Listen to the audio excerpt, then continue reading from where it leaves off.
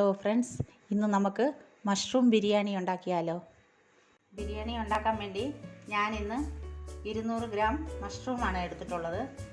ഇത് നമുക്ക് ഒന്ന് ക്ലീൻ ആക്കി കൊണ്ടുവരാം. നമുക്കിത് ക്ലീൻ ആക്കുമ്പോൾ ഇതിൻ്റെ ഇതുപോലെ തന്നെ ഈ തൊലി പൊളിച്ചെടുക്കണേ. ഇങ്ങനെ പാട പോലെ പൊളിഞ്ഞു വരും. ഇതിങ്ങനെ എല്ലാം എടുത്ത് ക്ലീൻ ആക്കണം. ഞാൻ ഈ കൂണെല്ലാം വൃത്തിക്ക് കഴുകി എടുത്ത് വെച്ചിട്ടുണ്ട്. വലുതൊക്കെ കുറച്ച് കട്ടാക്കി എടുത്തിട്ടുണ്ട്. ഇനി നമുക്ക് ഈ കൂണിലേക്ക് കുറച്ച് മസാലകൾ ചേർക്കാനുണ്ട്. നമുക്ക് മസാല ചേർക്കാൻ വേണ്ടി ഒരു പാത്രം എടുത്ത് വെച്ചിട്ടുണ്ട്. ഇതിലേക്ക് നമുക്ക് പൊടികളൊക്കെ ഇടാം.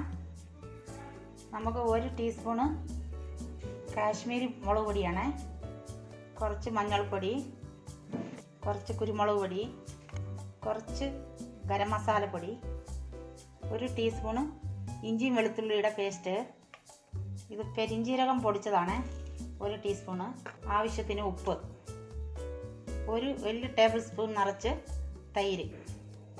ഇതെല്ലാം കൂടെ നമുക്കൊന്ന് യോജിപ്പിക്കാം. ഈ കൂണ് നമുക്ക് ഇതിലേക്ക് ചേർക്കാം.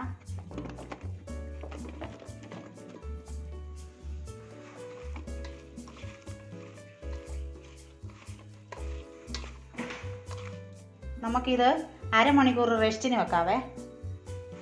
ഞാൻ ബിരിയാണി ആക്കാൻ വേണ്ടി 1 കിലോ ബസ്മതി റൈസാണ് എടുത്തിരിക്കുന്നത്. ഇത് നമുക്കൊന്ന് കഴുകി വൃത്തിയാക്കി എടുക്കാം.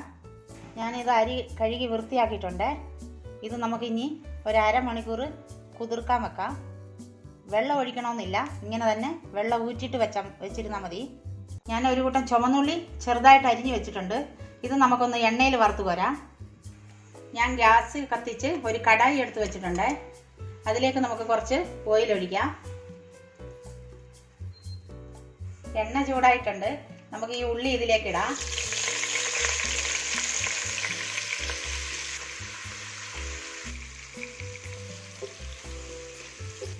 ഇത് ബ്രൗൺ കളർ ആയിട്ടുണ്ട്. ഇത് നമുക്കൊന്ന് കോരിയെടുക്കാം. ഞാൻ അരി കുതിർക്കാൻ വെച്ചിട്ട് അരമണിക്കൂറായേ. ഇത് നമുക്ക് ഇനി ഒന്ന് വേവിച്ചെടുക്കാം. ഞാൻ മസാല ചേർത്ത് ഈ കൂണ് വെച്ചിട്ടുണ്ടായിരുന്നു.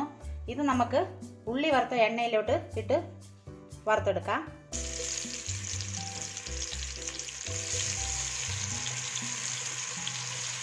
ഇത് ഒത്തിരി ഫ്രൈ ആകണ്ട, നമുക്ക് കുറച്ചൊന്ന് ഫ്രൈ ആയാൽ മതി.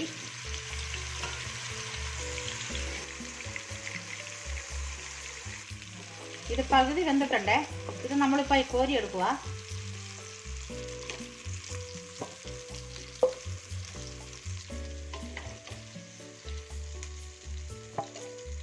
നമ്മൾ ഇതേ എണ്ണയിലേക്ക് ഇടാൻ വേണ്ടി 2 കഷ്ണം പട്ട എടുത്തിട്ടുണ്ട്, 5 ഏലക്ക, കുറച്ച് ഗ്രാമ്പു, 2 തക്കോലം. ഇതെല്ലാം കൂടെ നമ്മൾ ഈ എണ്ണയിലിട്ട് വറക്കുവാണ്.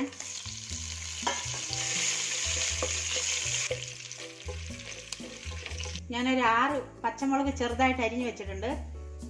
1 പിടി പുതിന ചപ്പ്, 1 പിടി മല്ലിച്ചപ്പ്.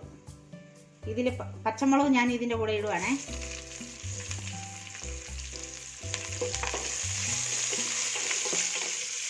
ഇതിലേക്ക് ഞാൻ പുതിനച്ചപ്പ് അരിഞ്ഞ് വെച്ചത് ഇടുവാണേ.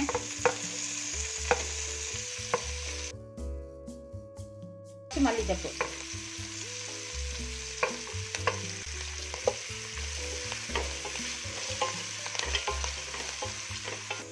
ഇതിലേക്ക് 1 സ്പൂണ് നെയ്യ് ഇടുവാണ്.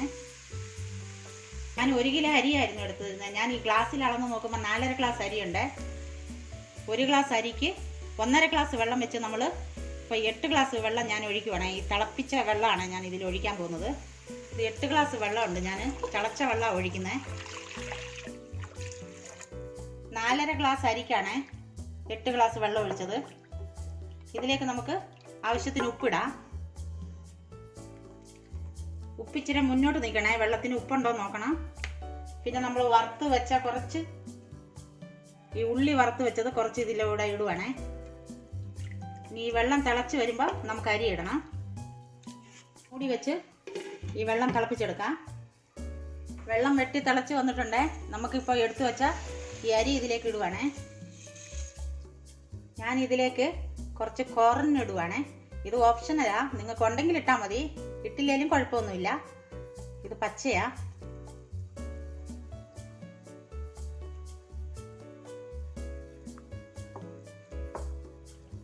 ഇതിലേക്ക് നമ്മൾ ഒരു ചെറുനാരങ്ങ പിഴിഞ്ഞൊഴിക്കുവാണേ.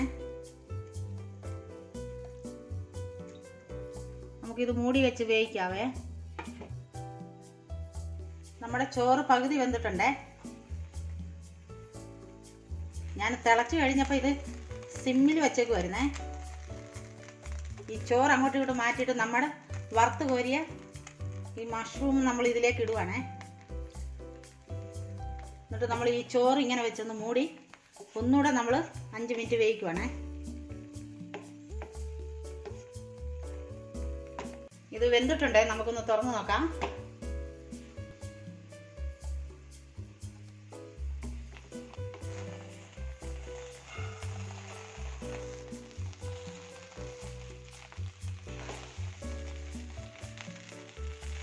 നമുക്ക് ഇച്ചിരി മല്ലിച്ചപ്പൊക്കെ ഇട്ട് ഒന്ന് ഗാർണിഷ് ചെയ്യാവേ. നമ്മൾ ഉള്ളി വറുത്ത് വെച്ചിട്ടുണ്ടായിരുന്നേ, അത് കുറച്ച് ഞാൻ മാറ്റി വെച്ചിട്ടുണ്ടായിരുന്നു. അത് ഇതിൻ്റെ മുകളിലേക്ക് ഇടാം.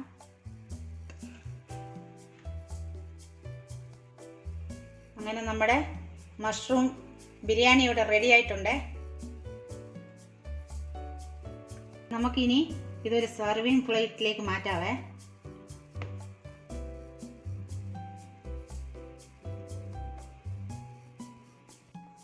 ചിക്കൻ മട്ടൻ ബിരിയാണി കഴിച്ചു മടുക്കുമ്പോൾ നിങ്ങൾക്ക് ഈ മഷ്റൂം ബിരിയാണി ഒന്ന് ഇടയ്ക്ക് ഉണ്ടാക്കി നോക്കണേ. നിങ്ങൾക്ക് ഈ വീഡിയോ ഇഷ്ടമായാൽ ഞങ്ങൾക്ക് ലൈക്കും ഷെയറും സബ്സ്ക്രൈബ് ചെയ്യാനും മറക്കല്ലേ. എല്ലാവർക്കും